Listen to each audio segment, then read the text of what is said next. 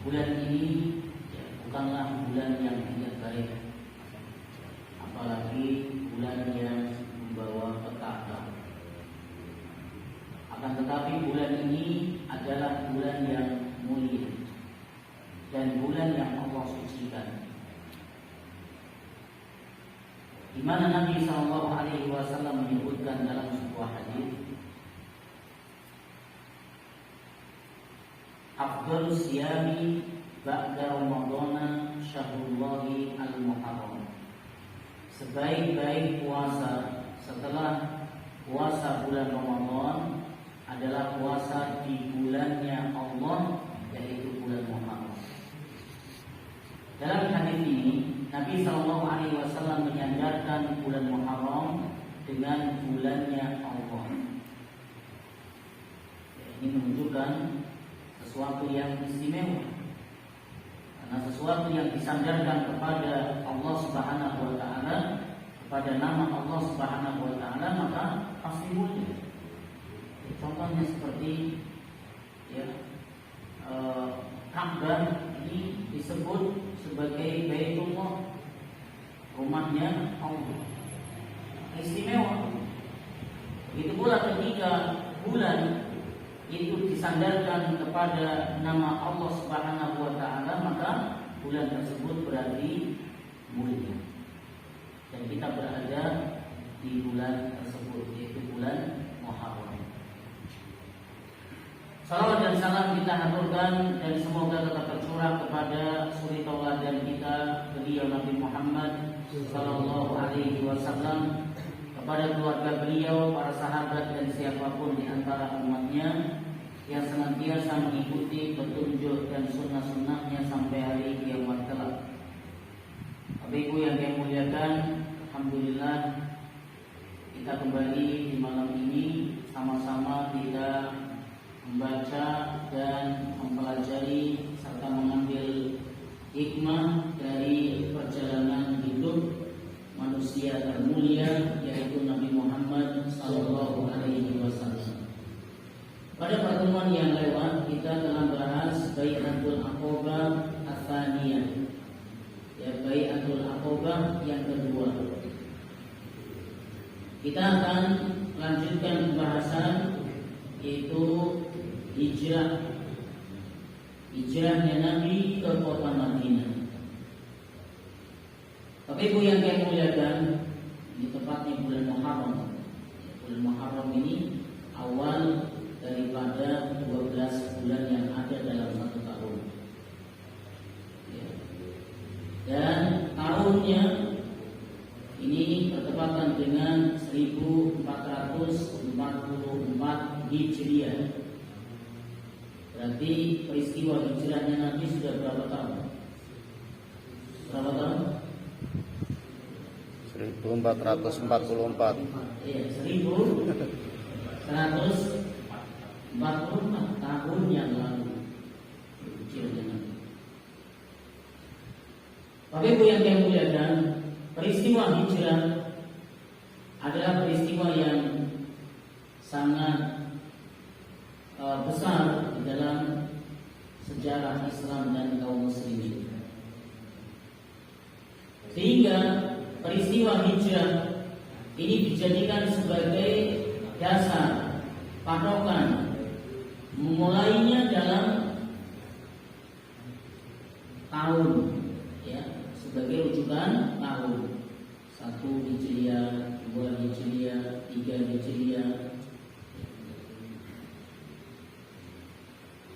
Sejak kepemimpinan siapakah ditetapkan peristiwa hijrahnya Nabi ini sebagai dasar tahun, yaitu kepemimpinan Umar bin Khattab radhiyallahu anhu. Suatu ketika ada seorang datang kepada Khalifah Umar bin Khattab mengeluhkan tentang masalah hutang piutang. Jadi ada seseorang yang berhutang kepada dia, lalu sudah jatuh tempo, tapi belum terbayarkan.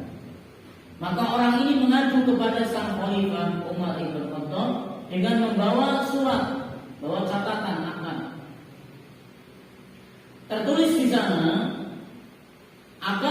pembayarannya adalah bulan Sya'ban, tapi tidak ada tahunnya.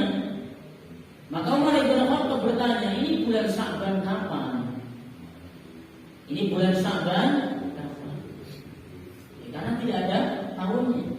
Ya, jadi belum ada patokan tahunnya. Jadi zaman dulu itu karena belum ada patokan tahunnya, maka orang biasa nyebut, ya, disandarkan dengan peristiwa-peristiwa besar. Contoh misalnya peristiwa Abraha, ya. Ini pasukan gajah. Maka biasanya, ya, orang menisbatkan sesuatu dengan peristiwa ini. Orang lahir, ya, 1 tahun setelah tahun gajah. Sebagaimana Nabi SAW lahir di tahun gajah.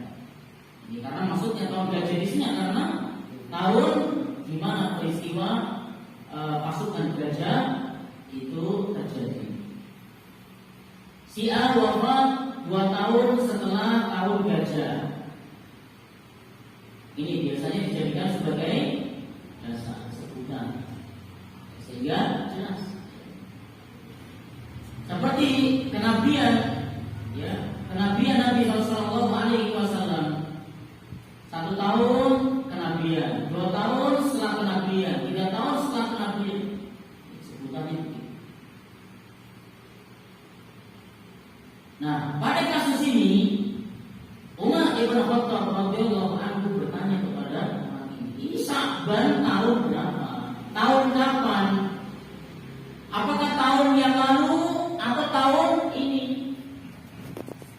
Ya, karena tidak ada catatan tulisan yang jelas, sehingga membingungkan. Akhirnya Umar bin Khattab mengumpulkan para sahabat yang senior, kemudian rembuk tentang mau menjadikan patokan dasar dalam tahun. Sebagian sahabat mengatakan berusul, kita jadikan saja, ya, peristiwa lahirnya manusia yang paling mulia Nabi Muhammad SAW sebagai tahun pertama, sebagai patokannya. Namun tidak disepakati. Lalu diusulkan lagi, bagaimana kalau peristiwa kenabian? Tidak juga disepakati. Akhirnya diusulkanlah hijrahnya Nabi SAW ke kota Madinah. Ini sebagai, ya, patokan dasar dalam pembuatan tahun. Dan inilah yang disepakati. Ya, inilah yang disepakati. Sehingga kalender Islam ini berpatokan pada Hijriyah. Maksudnya apa? Peristiwa hijrahnya Nabi SAW ke kota Madinah. Kalau nama bulannya dari dulu kan? Kalau nama bulan sudah dari dulu. Bahkan orang Muslim itu kan hafal ini, hafal. Termasuk 4 bulan yang mulia ini sudah ditetapkan dari dulu. Sebagaimana dalam Al-Quran Allah Subhanahu wa Ta'ala sebutkan, Inna iddatash syuhuri indallahi 12 syahran fi kitabillah. Sesungguhnya jumlah bilangan bulan, ya, dalam 1 tahun itu ada 12 bulan. Yauma khalaqas samawati wal ardh, ya, ditentukan kapan? Pada saat penciptaan langit dan bumi. Lalu Allah menyebutkan minha arba'atul hurum, ya, di antara 12 bulan itu ada 4 bulan yang Allah sucikan. Ini 12 bulan sudah Allah tetapkan zaman sejak dulu. Ini orang musyrik hafal ini. Dan orang-orang musyrik Mekah, orang kafir Quraisy ini meyakini betul 4 bulan itu yang 4 bulan yang Allah sucikan. Sehingga sampai pada 4 bulan ini maka mereka gencatan senjata. Mereka letakkan senjata-senjata mereka, ya, mereka melarang diri mereka untuk mengadakan peperangan. Bahkan sampai-sampai ada orang yang dia harusnya balas dendam karena ayahnya telah dibunuh, namun karena sudah masuk bulan yang suci, mereka tangguhkan balas dendamnya sampai bulan suci ini selesai lewat. Nah, jadi nama-nama bulan sudah dari Bapak Ibu sekalian yang dimuliakan oleh Allah Subhanahu wa Ta'ala. Hijrah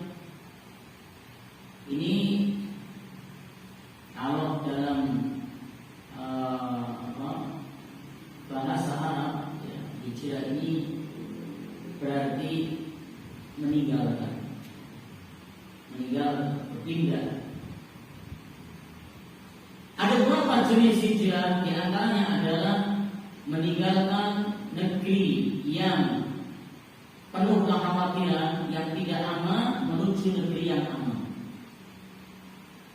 Ada juga hijrah dari negeri yang musyrik menuju negeri tauhid. Dan dua poin ini dilakukan oleh para sahabat Nabi Shallallahu Alaihi Wasallam. Sebelum mereka hijrah ke kota Madinah, mereka lebih dulu hijrah ke Habasyah. Habasyah itu negeri Nasrani, dipimpin oleh seorang raja, Raja Najasyi. Namun raja ini adil, ya, rajanya adil, negerinya aman. Dan kelak juga Raja Najasyi akhirnya memeluk Islam. Sehingga para sahabat Nabi Shallallahu Alaihi Wasallam ketika mendapati kota Mekah ini kota yang tidak aman saat itu.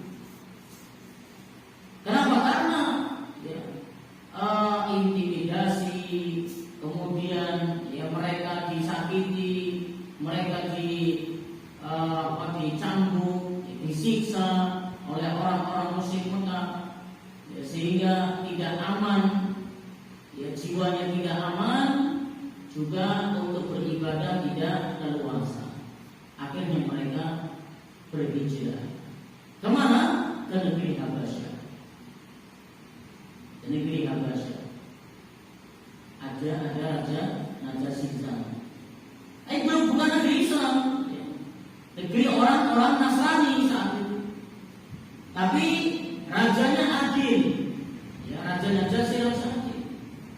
Maka mereka ingin berhijrah dari negeri yang mereka anggap tidak aman menuju negeri yang aman. Dan para sahabat Nabi Shallallahu Alaihi Wasallam hijrah ke Habasyah ini sampai dua kali. Ya, pertama mereka hijrah ke Habasyah, lalu setelah beberapa saat di Habasyah mereka mendengar kabar. Ya, mereka mendengar kabar. Ini yang mungkin disebut dengan ya hanya kabar burung, kabar yang tidak pasti, namun sudah cukup hilang. Mereka mendengar bahwa kota Mekah sudah kondusif. Banyak orang-orang Quraisy, ya, tokoh-tokoh Quraisy sudah memeluk Islam, sehingga kota Mekah sudah kondusif. Akhirnya sebagian para sahabat mereka kembali ke kota Mekah. Begitu sampai kota Mekah, ternyata di luar dugaan. Kabar yang sampai pada mereka hanya kabar bohongan, tidak benar. Ternyata sebaliknya, justru kota Mekah semakin tidak kondusif. Banyak kaum muslimin yang tersiksa. Akhirnya apa? Mereka berangkat lagi hijrah yang kedua kali menuju ke negeri yang sama, Habasyah. Ethiopia.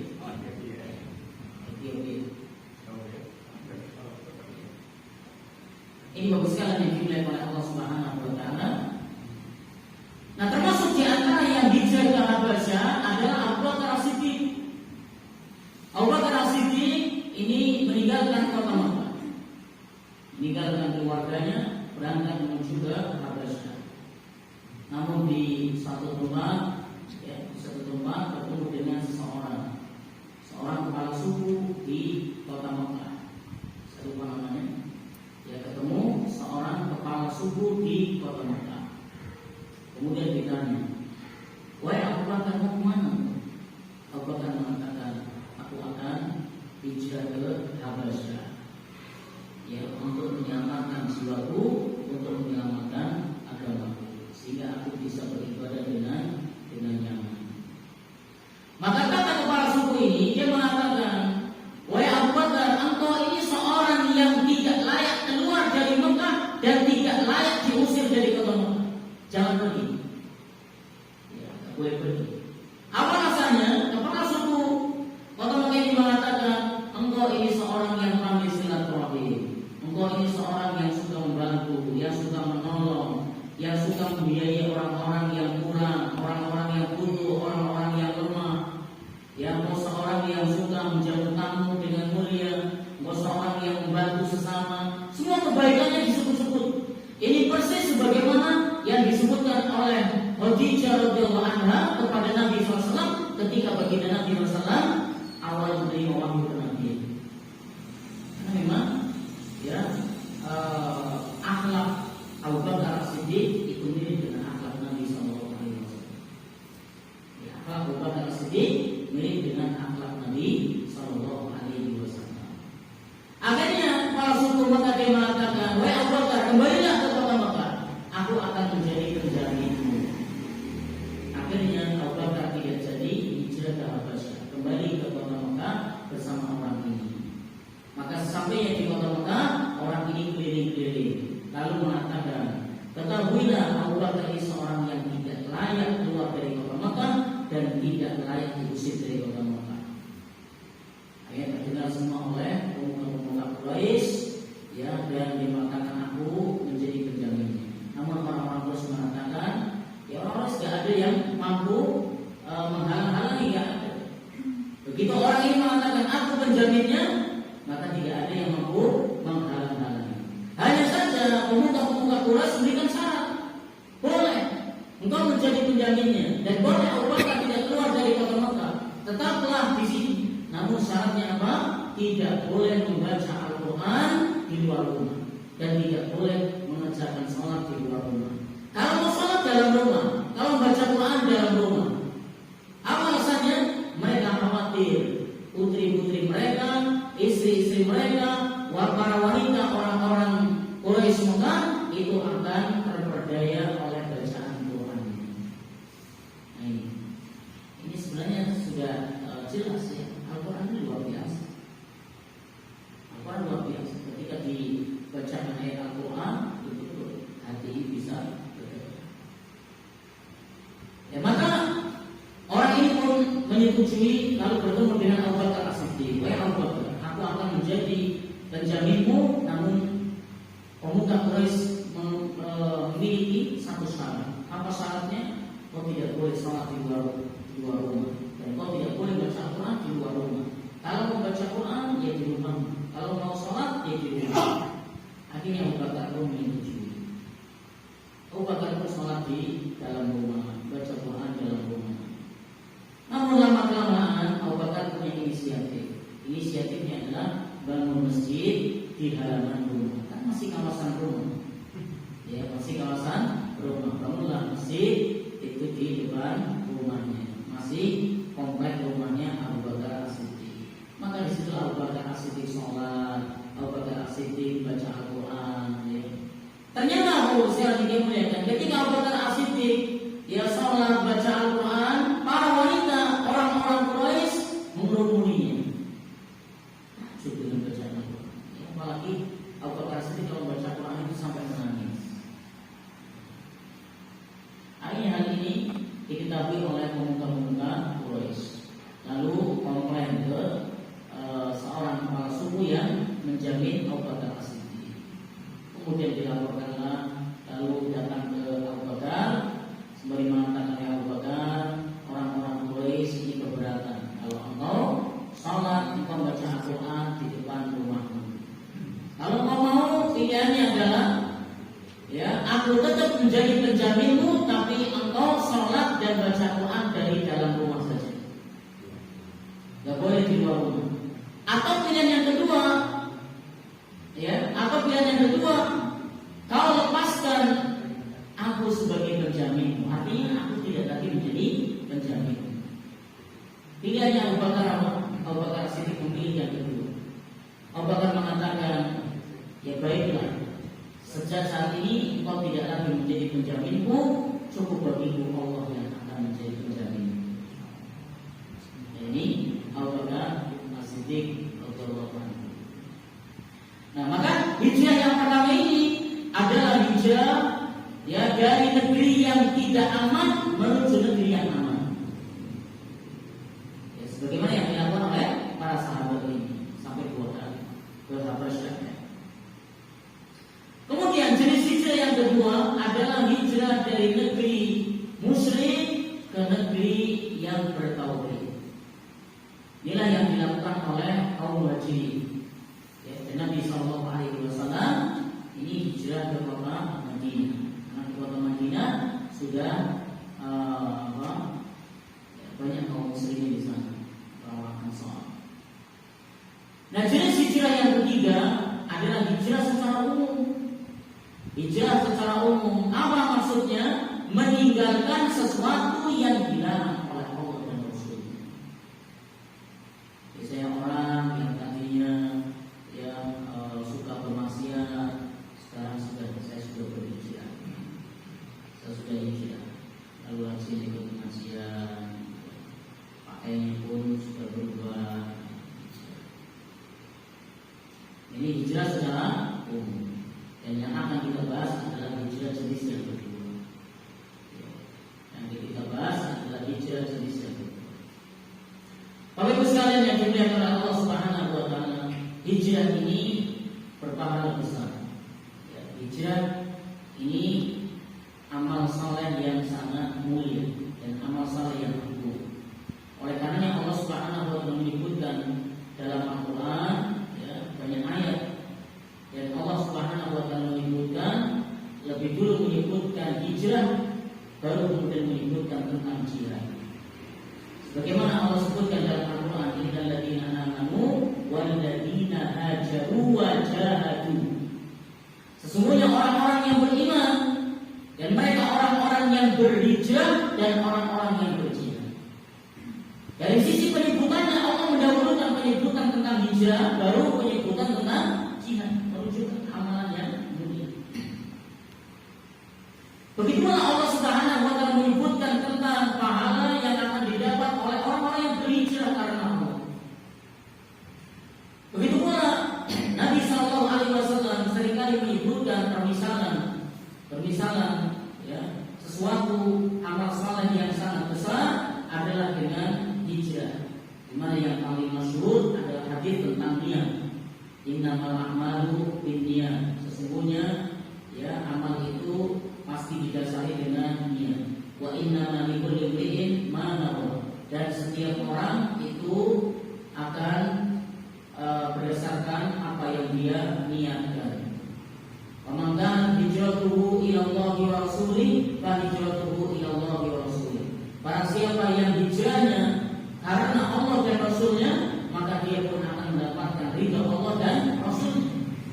Wa man kana hijratuhu lidunya yusibuha aw imra'atin yankihuha fa hijratuhu ila ma hajara ilaihi. Namun barang siapa yang hijrahnya niatnya karena dunia yang ingin dicari atau wanita yang ingin dinikahi, maka dia pun akan mendapatkan apa yang dia niatkan. Maka seseorang yang tadinya nggak ngaji lalu jadi serta ngaji, ini bagian daripada hijrah. Tergantung apa yang kita niatkan saat ngaji. Maka akan yang kita dapat adalah seperti apa yang kita niatkan. Yang ingin hanya mencari dunia, ya yang akan didapat adalah dunia. Tapi yang tujuannya karena niat karena Allah dan Rasulnya, maka ia pun akan mendapatkan pahala dari Allah Subhanahu wa taala. Ini pemisah. Sehingga yang hijrah ini pahalanya besar. Bapak Ibu sekalian yang dimuliakan oleh Allah Subhanahu wa taala, kenapa kaum muslimin di kota Mekah ini hijrah ke kota Madinah? Setelah kurang lebih 13 tahun. 13 tahun mereka berada di kota Mekah. 13 tahun dari awal kenabian hingga Nabi sallallahu hijrah ke kota Madinah, 13 tahun. Apa yang menjadikan mereka kaum muslimin kemudian memutuskan untuk berhijrah? Banyak alasan. Di antara faktor yang menyebabkan kaum muslimin berhijrah, yang pertama adalah karena adanya tekanan dan siksaan dari orang-orang Quraisy, orang-orang kafir Quraisy. Karena adanya tekanan dan siksaan, terlebih ketika telah wafatnya Abu Thalib, paman Nabi Sallallahu Alaihi Wasallam. Ini tekanannya lebih, intimidasinya lebih, kemudian siksaan demi siksaan, ancaman demi ancaman kepada Nabi SAW, begitu pula kepada para sahabat itu lebih, sehingga mereka milih hijrah ke Habasyah sampai 2 kali, sampai kemudian ke Taif, hanya apa? Untuk mencari perlindungan. Faktor yang kedua adalah karena di kota Madinah itu ada kekuatan yang mereka bersepakat untuk menolong, membantu dakwah Nabi SAW dan kaum muslimin. Maka materi yang lalu adalah Bai'atul Aqabah yang pertama, Bai'atul Aqabah yang kedua. Di antara isi poin pokoknya adalah mereka siap membantu dakwah Nabi dan kaum muslimin di kota Madinah. Dan bukan cuma saban jempol, artinya hanya tulisan, namun komitmennya adalah siap mati. Biasa, itu apa? Mereka komitmen melindungi Nabi SAW sebagaimana mereka melindungi istri dan anak-anak mereka. Faktor yang berikutnya adalah karena pembesar kaum Quraisy, orang-orang musyrik Mekah, ini menganggap Nabi SAW itu pendusta, pembohong, seorang tukang sihir. Artinya mereka betul-betul menolak dakwah Nabi SAW. Seandainya Nabi SAW tetap berada di kota Mekah, maka dakwah tidak akan berkembang. Artinya tetap berada di kota Mekah, sementara dakwah sudah tidak bisa berkembang. Penolakan di mana-mana menuju kota Mekah. Akhirnya Nabi SAW milih wilayah lain untuk menjadi lahan dakwah beliau dan kaum muslimin.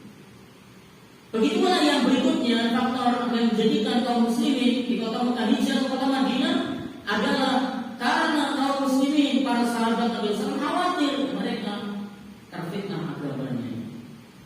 Jadi mereka ingin menyelamatkan agama mereka. Maka sebagaimana yang disebutkan ketika Aisyah radhiyallahu anha ditanya tentang masalah hijrah, maka beliau berkata, kana mu'minuna yafirru ahaduhum bi dinihi ila Allah Ta'ala wa ila Rasulih sallallahu alaihi wasallam ma khafata an yaftana alaihi. Kata Aisyah radhiyallahu anha, orang-orang yang beriman, orang-orang muhajirin, para sahabat Nabi SAW di kota Mekah, mereka berhijrah karena mereka membawa agama mereka kepada Allah dan Rasulnya. Kenapa? Karena mereka khawatir akan terfitnah agamanya. Jelas kalau mereka tetap bertahan di kota Mekah, sudah tidak kondusif lagi untuk mengerjakan sholat 2 waktu. Akan jiwa mereka terancam. Sebagaimana juga yang disebutkan oleh Khabbab radhiyallahu anhu berkata, hajarna ma'an Nabi sallallahu alaihi wasallam naltamisu wajha Allah fa waqa'a ajruna 'ala Allah. Kata Khabbab radhiyallahu anhu berkata, kami berhijrah bersama Nabi sallallahu alaihi wasallam. Naltamisu wajha Allah, tidak ada yang kami cari kecuali keriduan Allah. Fa waqa'a ajruna 'ala Allah, dan kami benar-benar mengharapkan ganjaran hanya dari sisi Allah Subhanahu wa Ta'ala. Dan seperti itulah semestinya kita ketika kita berhijrah, meninggalkan kemaksiatan menuju ketaatan, niat kita adalah semata-mata karena Allah, semata-mata mencari ridho dan pahala Allah Subhanahu wa Ta'ala. Bapak Ibu sekalian yang dimuliakan oleh Allah Subhanahu wa Ta'ala, ketika para sahabat berhijrah, Nabi Shallallahu Alaihi Wasallam waktu itu Nabi bermimpi. Waktu itu Nabi Shallallahu Alaihi Wasallam bermimpi. Dalam mimpinya Nabi Shallallahu Alaihi Wasallam diberitakan untuk Nabi SAW bermimpi lokasi hijrah beliau adalah wilayah yang dipenuhi oleh kebun-kebun. Saat itu Nabi Shallallahu Alaihi Wasallam mengira bahwasanya tempat hijrahnya adalah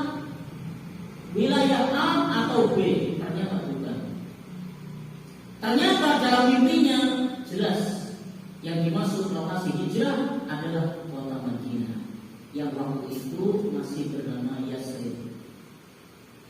Dan Nabi SAW dalam mimpinya menyebutkan kota tersebut adalah kota yang digapit oleh dua bukit yang memiliki bebatuan yang tajam-tajam berwarna hitam.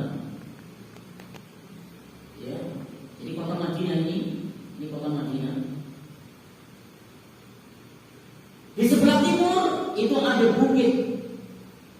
Bukitnya itu isinya batu-batu yang tajam berwarna hitam. Sebelah baratnya juga sama. Sebelah baratnya juga sama. Ini kota Madinah tengah. Itu ada dalam mimpi Nabi Sallallahu Alaihi Wasallam. Dan hal ini disebutkan juga dalam Taurat. Disebutkan juga dalam Taurat. Ya, sebagaimana kenapa di kota Madinah itu banyak orang Yahudi, karena mereka tahu dalam kitab mereka, kitab Taurat disebutkan tempat hijrahnya Nabi dan Rasul terakhir adalah di situ. Di mana di situ dipenuhi oleh kebun-kebun kurma.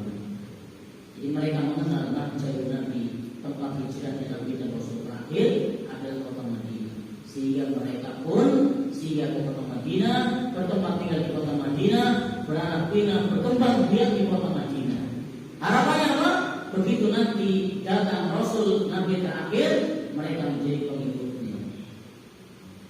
Namun ternyata yang datang yang menjadi Rasul dan Nabi terakhir itu bukan dari golongan mereka, bukan dari Bani Israel, namun dari bangsa Arab yang menjadikan mereka enggan beriman kepada Nabi Sallallahu Alaihi Wasallam. Jadi awalnya mimpi, Nabi SAW bermimpi tempat hijrah. Setelah itu Nabi SAW menyampaikan kepada para sahabat, siapa yang ingin berhijrah, berangkat ke kota Madinah, maka berangkat. Mulailah kaum muslimin, para sahabat di kota-kota satu persatu berangkat hijrah. Ya, mereka ada yang berangkatnya berkelompok, ada juga yang berangkatnya hanya 2 orang, 3 orang berangkat. Ini para sahabat itu. Ada beberapa kisah yang sangat menakjubkan. Di antaranya kisah seorang sahabat yang bernama Abu Salamah. Abu Salamah itu akan berhijrah, akan berangkat bersama istri Ummu Salamah dan anaknya. Anaknya namanya Salamah. Bapaknya julukannya Abu Salamah, ibunya julukannya Ummu Salamah. Namun kondisi keluarga besar dari Abu Salamah semuanya masih musyrik. Keluarga besar dari Ummu Salamah semuanya masih musyrik. Begitu mendengar kabar kalau Abu Salamah dan Ummu Salamah akan berhijrah, mereka datang. Akhirnya apa? Pertama kali datang ini keluarga dari Ummu Salamah. Mereka melarang Ummu Salamah ikut hijrah. Mereka mengatakan, "Wahai Abu Salamah, kalau mau hijrah berangkatlah sendirian. Kau tidak boleh membawa wanita dari keluarga besar kami." Sekali lagi, karena keluarga besarnya Ummu Salamah masih musyrik. Satu-satunya yang sudah memeluk Islam adalah Ummu Salamah. Akhirnya Ummu Salamah pun diambil oleh keluarga besar. Datanglah keluarga besar dari Abu Salamah. Mereka juga masih musyrik. Mereka mengatakan, kalau kau mau hijrah silakan hijrah sendiri, tapi anakmu nggak boleh kau bawa. Akhirnya ditarik dari tali kekang ontanya sampai pegangan tangannya lepas. Akhirnya istrinya Abu Salamah itu dibawa keluarga besarnya, anaknya Abu Salamah dibawa keluarga besarnya. Abu Salamah berangkat hijrah seorang diri. Ini kesedihan yang luar biasa.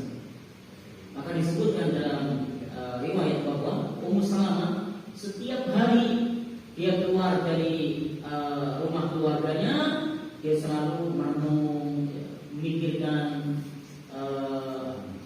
ketetapan yang dia hadapi, bagaimana harus berpisah dengan suaminya, berpisah juga dengan anaknya.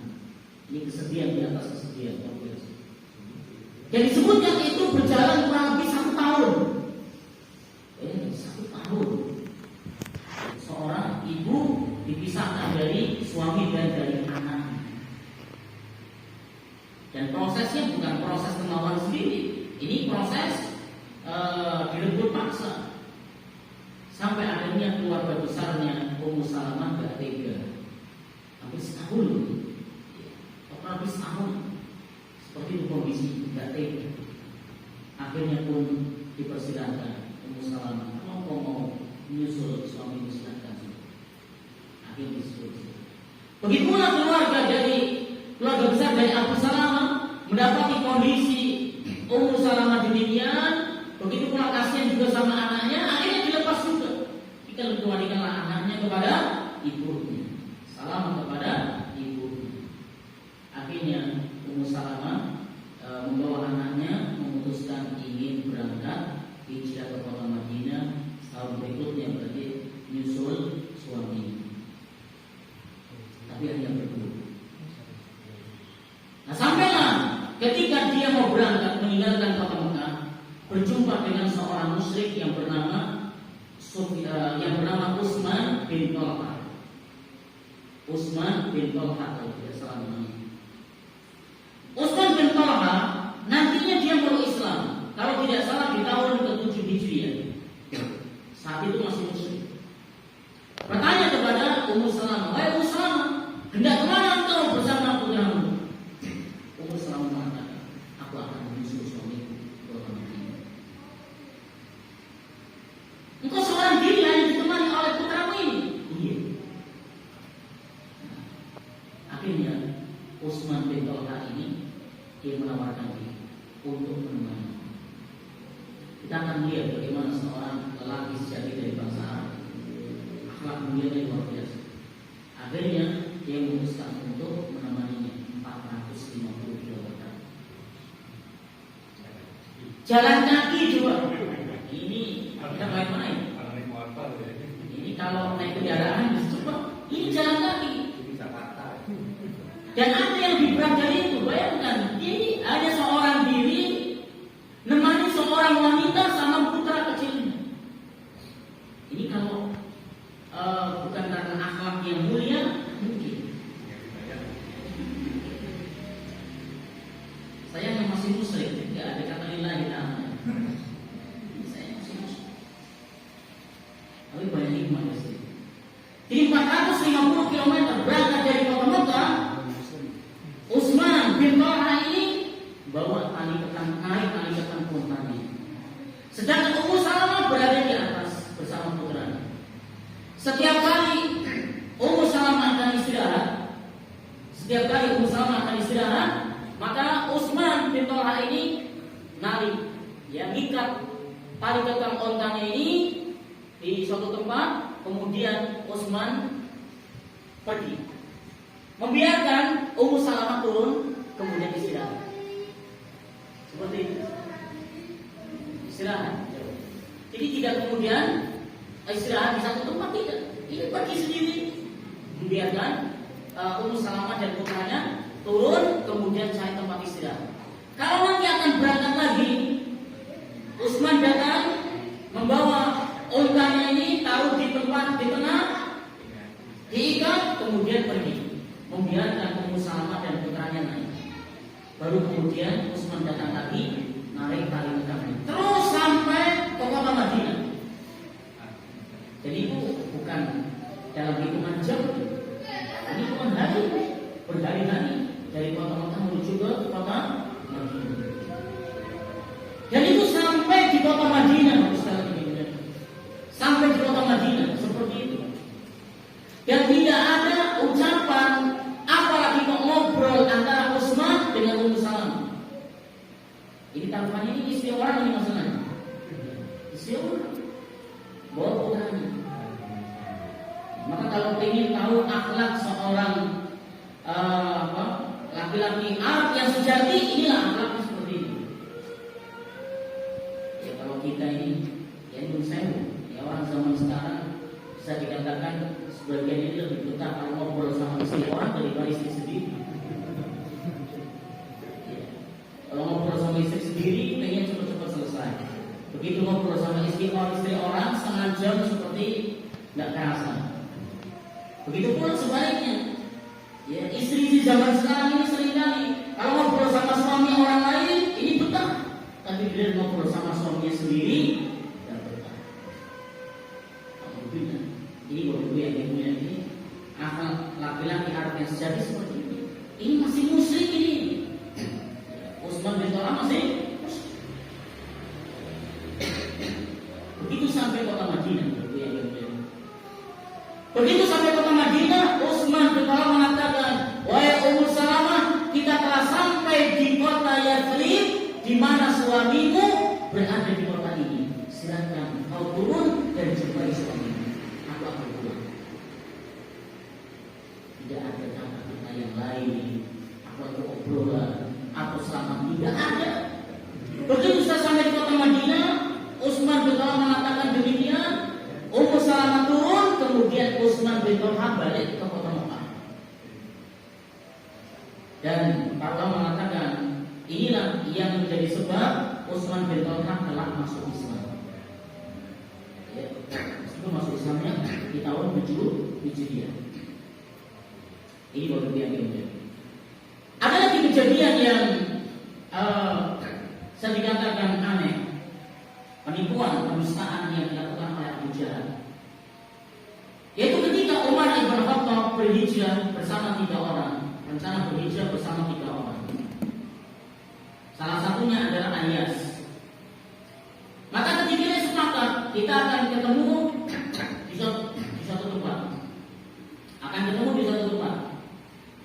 Siapa yang tidak datang di tempat yang telah kita sepakati, maka tidak. Maka sampailah waktu yang disepakati, Umar bin Khattab berada di sana, kemudian Ayas pun berada di sana menjumpainya. Tinggal 1 orang ini tidak datang karena ditahan oleh orang musyrik. Akhirnya berangkatlah berdua Umar bin Khattab bersama Ayas. Berangkat menuju ke kota Madinah. Sampai ke kota Madinah, disusul oleh Abu Jahal. Abu Jahal disuruh berangkat ke kota Madinah. Mau nyusul ke depan Ayas. Karena kenal Abu Jahal kenal keluarganya Ayas. Sampai ke kota Madinah, Abu Jahal ketemu dengan Ayas dengan mengatakan, Abu Jahal ini kalau tidak salah berdua dengan kerabatnya. Abu Jahal ngomong kepada Ayas, "Wahai Ayas, aku hanya menyampaikan pesan dari ibumu. Sesungguhnya ibumu semenjak kau tinggalkan, ibumu tidak akan menyisir rambutnya sampai berjumpa denganmu. Dan ibumu akan berjemur di bawah terik matahari sampai engkau datang menjumpainya." Ini menyampaikan pesan seperti itu kepada Ayas. Ayas cerita kepada Umar bin Khattab. Kalau Umar bin Khattab mengatakan, "Wahai Ayas, akankah engkau percaya kepada ucapan Abu Jahal? Apakah engkau akan percaya dengan ucapan Abu Jahal? Sesungguhnya Abu Jahal ini bohong dia.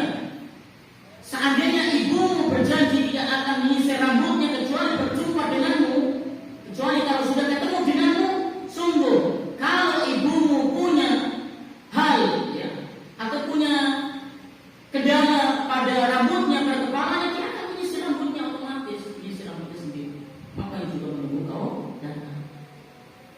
Dan kalau ibumu merasa kepanasan, tentu akan otomatis masuk ke dalam rumahnya. Yang mungkin akan terus-terus menunggu ketemu denganmu.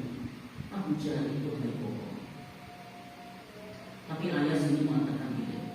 Saya kasihan sama ibu. Akhirnya Umar bin Khattab sudah berkali dan mengatakan jangan jangan percaya ucapan Abu Jahal. Sudah ada tempat di sini. Orang kamu tidak akan terjadi apa-apa dengan orang tua. Namun Ayas mengatakan aku akan berangkat ke kota Mekah bersama Abu Jahal. Aku kasihan kepada Bapak Ibu yang dimuliakan, ini husnuzon yang tidak dibenarkan, husnuzon yang bukan pada tempatnya. Bagaimana husnuzon kepada orang seperti Abu Jahal? Yang dikatakan Abu Jahal ini liciknya sama dengan iblis. Liciknya sama dengan iblis. Kita akan tahu nanti di kisah-kisah berikutnya. Dan ucapan Umar bin Khattab itu benar. Ucapan Umar bin Khattab itu benar. Abu Jahal datang dari Mekah menuju kota Madinah, ingin bertemu dengan Ayas, ya, dengan alasan bahwa ibunya kangen, ibunya punya nazar gak akan menyisir rambutnya kecuali bertemu dengan anaknya Ayas. Itu hanya mengelabui saja, hanya mengelabui saja. Namun di balik itu ada rencana jahat yang dilakukan oleh Abu Jahal.